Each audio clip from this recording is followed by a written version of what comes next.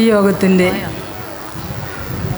ഉദ്ഘാടന കർമ്മം നിർവഹിച്ച് നല്ലൊരു സന്ദേശം നൽകിയ റവറൻഡ് ഫാദർ ഐസക് പെരിങ്ങാമുലി, ആശംസാ പ്രസംഗങ്ങൾക്കായി പ്രസംഗിക്കാൻ ഒരുങ്ങിയിരിക്കുന്നവരുമായ ശ്രീമതി ലിസ്കുട്ടി, ആനി ബിജോയി, സോണിയ ജോസഫ്, സ്നേഹമുള്ള school principals Lisa Tom, sister Rincy, social work ഡിപ്പാർട്ട്മെൻറ്റിൻ്റെ മുൻ ഡയറക്ടർ സിസ്റ്റർ ടേസി, സ്നേഹമുള്ള മാതാപിതാക്കളെ, കുഞ്ഞുങ്ങളെ, വളരെ സന്തോഷത്തോടു കൂടിയാണ് ഞാൻ നിങ്ങളുടെ മുൻപിൽ ഇവിടെ നിൽക്കുക.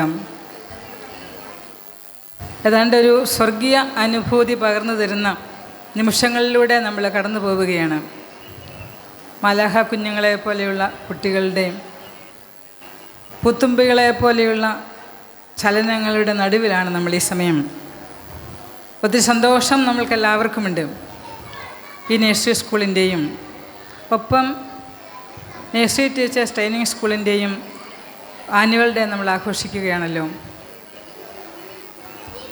ഈ ആനുവൽ ഡേ ആഘോഷിക്കുന്ന ഈ സമയത്ത് എൻ്റെ മനസ്സിലേക്ക് മറ്റൊരു സന്തോഷവും കൂടി കടന്നു വരാനിടയായി. അത് മറ്റൊന്നുമല്ല, ഇവിടെ നേരത്തെ തന്നെ പറഞ്ഞു, ഇത് പാലാ പ്രൊവിൻസിൻ്റെ സോഷ്യൽ വർക്ക് ഡിപ്പാർട്ട്മെൻറ്റിൻ്റെ കീഴിലുള്ള ഒരു സ്ഥാപനമാണ്. ഈ സെൻറ്ററിൽ പല സ്ഥാപനങ്ങൾ ഒത്തൊരുമിച്ച് പ്രവർത്തിക്കുന്നുണ്ട്. ഈ 2 സ്കൂളുകളുണ്ട്, പിന്നെ തയ്യൽ യൂണിറ്റ് ഉണ്ട്, എംബ്രോയ്ഡറി യൂണിറ്റ് ഉണ്ട്, സോഷ്യൽ വർക്കിൻ്റെ ഓഫീസും കാര്യങ്ങളും എല്ലാം ഉണ്ട്. ഞാനിവിടെ കണ്ട സന്തോഷം തോന്നിയ ഒരു വലിയ പ്രത്യേകത എന്ന് പറയുന്നത്, എല്ലാവരും ഓരോരുത്തരും അവരുടെ ടീം എല്ലാവരും ഒരുമിച്ച് രാവിലെ മുതൽ ഇവിടെ ഉണ്ടായിരുന്നു. രാവിലെ ഇവിടെ ഒരു മെഡിക്കൽ ക്യാമ്പ് നടക്കുകയായിരുന്നു. ഉച്ച കഴിഞ്ഞ ഈ പ്രോഗ്രാമും, ഈ 2 പ്രോഗ്രാമിലും എല്ലാവരുടെയും സാന്നിധ്യവും സഹകരണവും ഒരുമിച്ചുണ്ടായിരുന്നു. വലിയൊരു കൂട്ടായ്മ, ഓരോരുത്തരും അവരവരുടെ ടീമും ഒരുമിച്ച് ഇവിടെ ഉണ്ടായിരുന്നു. അതൊരു വലിയ സന്തോഷം പകരുന്ന കാര്യമാണ്. അതുതന്നെയാണ് ഈ സ്ഥാപനത്തിൻ്റെ ഏറ്റവും വലിയ നേട്ടവും. ഈ കുഞ്ഞുങ്ങളെ സംബന്ധിച്ചിടത്തോളം അവരുടെ വലിയ പ്രസരിപ്പും സന്തോഷവും നമ്മെയും ഒത്തിരി കൂടുതൽ പ്രസരിപ്പുള്ളവരാക്കുന്നുണ്ട്. ഞാൻ രാവിലെ മുതൽ ഇവിടെയുണ്ട്. രാവിലെ ഞാൻ കണ്ടു കുട്ടികളെ മാതാപിതാക്കളുടെ കൈ പിടിച്ച് കടന്നു വരുന്നു. 10 മണി മുതൽ ഇവിടെ കുഞ്ഞുങ്ങൾ വരുന്നുണ്ടായിരുന്നു എന്ന് തോന്നുന്നു. ആ കുഞ്ഞുങ്ങളുടെയൊക്കെ മുഖത്തെ ആ സന്തോഷം, പ്രസരിപ്പ്, ഉത്സാഹം, അവരെന്തൊക്കെയോ ഇവിടെ ചെയ്യാൻ പോകുന്നു എന്നുള്ള വലിയൊരു പ്രതീക്ഷ, അങ്ങനെയൊക്കെ ചെയ്തു കഴിയുമ്പോൾ നമ്മളെല്ലാവരും കാണും. അവർക്ക് അഭിനന്ദനങ്ങൾ കിട്ടും, സമ്മാനങ്ങൾ കിട്ടും. അതിൻ്റെ എല്ലാം സന്തോഷം എല്ലാം ഈ കുഞ്ഞുങ്ങളുടെ മുഖത്ത് കാണാമായിരുന്നു. അതെല്ലാമാണ് നമ്മളിപ്പോൾ ഈ സ്റ്റേജിൽ കണ്ടുകൊണ്ടിരിക്കുന്നത്. ഈ സമയത്ത് വലിയൊരു നീണ്ട ആശംസാ പ്രസംഗമൊന്നും പറയേണ്ടതിൻ്റെ ആവശ്യമില്ല, സമയവുമില്ല. എനിക്ക് 1-2 കാര്യങ്ങളെ പറയാനുള്ളൂ. പ്രധാനപ്പെട്ട മാതാപിതാക്കളോട് പറയേണ്ട കാര്യങ്ങളൊക്കെ ഇവിടെ നമ്മുടെ ബഹുമാനപ്പെട്ട അച്ഛനും പ്രൊവിൻഷ്യാളിയമ്മയും എല്ലാം ഓർമ്മിപ്പിച്ചു കഴിഞ്ഞു. ഇനിയും എനിക്കും അവരോട് തന്നെയാണ് പറയാനുള്ളത്.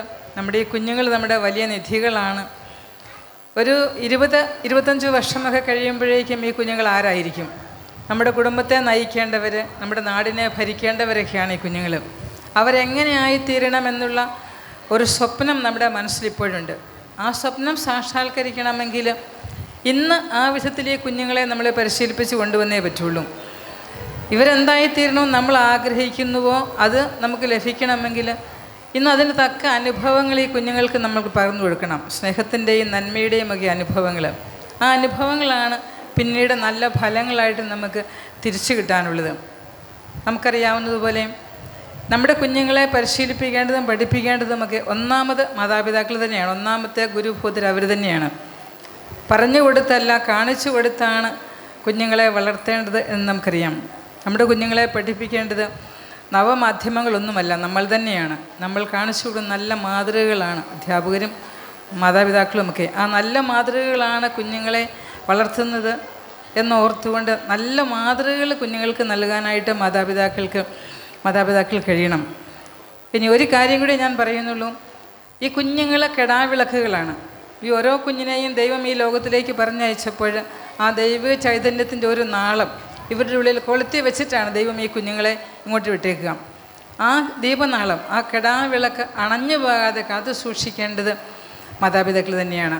അവരെ കൈകാര്യം ചെയ്യുന്ന മുതിർന്നവർ തന്നെയാണ്. അപ്പോൾ ആ കിടാവിളക്കിൻ്റെ കാവൽക്കാരാണ് നമ്മൾ എന്നുള്ള ഓർമ്മ നമ്മുടെ മനസ്സിൽ എപ്പോഴും ഉണ്ടാവണം. കാറ്റും മറ്റ് പ്രതികൂല സാഹചര്യങ്ങളുമൊക്കെ ഈ കെടാവിളക്കിനെ ഊതിക്കെടുത്തിയേക്കാം. അതിൻ്റെ ശോഭ മങ്ങലേൽക്കാൻ ഇടയായേക്കാം. അപ്പം അങ്ങനെ സംഭവിക്കാതിരിക്കാൻ വളരെ ജാഗ്രതയോടെ ഈ കെടാവിളക്കുകൾക്ക് നിങ്ങൾ കാവലായിരിക്കണം എന്ന് മാത്രം ഞാൻ നിങ്ങളെ ഓർമ്മിപ്പിക്കുകയാണ്. ഈ കുഞ്ഞുങ്ങൾക്കും മാതാപിതാക്കൾക്കും ഇവിടെ സന്നിഹിതരായിരുന്ന എല്ലാവർക്കും, ഇവരെ പരിശീലിപ്പിച്ച എല്ലാ അധ്യാപകർക്കും അഭിനന്ദനങ്ങൾ അർപ്പിച്ചുകൊണ്ടും ആശംസകൾ അർപ്പിച്ചുകൊണ്ടും ഞാൻ എൻ്റെ വാക്കുകൾ ഉപസംഹരിക്കുന്നു. നന്ദി.